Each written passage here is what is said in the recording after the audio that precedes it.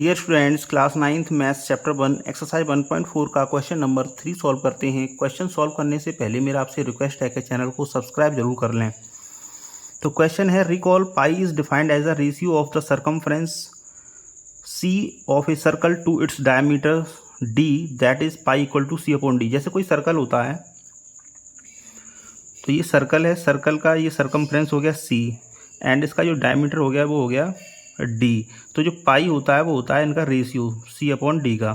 तो ये कहना चाह रहे हैं कि पाई एक इरेशनल नंबर है एंड सी रेशनल है एंड डी भी रेशनल है। तो दो रेशनल नंबर्स का रेशियो इरेशनल कैसे हो सकता है? ये एक मतलब कॉन्ट्राडिक्ट हो रहा है ये।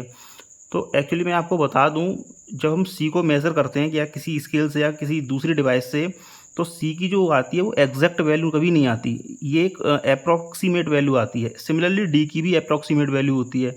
तो सी एक रेशनल नंबर ना होके इरेशनल होता है, सिमिलरली डी भी इरेशनल होता है। तो ये सी भी इरेशनल है एंड डी भी इरेशनल है, इसलिए इरेशनल और इरेशनल का जो रेशियो होता है वो इरेशनल ही होता है। तो पाई क्या है? इरेशनल है, इसीलिए पाई भी ये क्या है? इरेशनल है।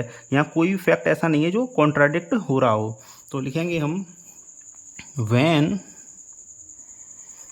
we measure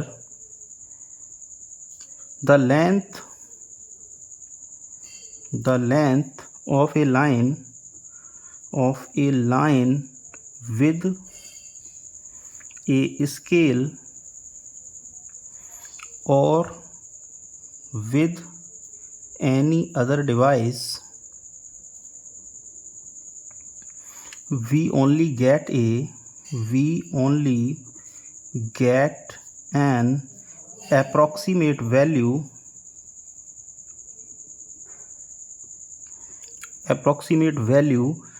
that is C and D both are irrational,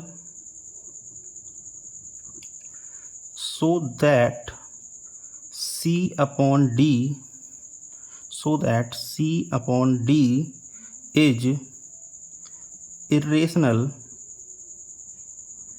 and hence pi is irrational. Thus there is no contradiction in saying that it is irrational।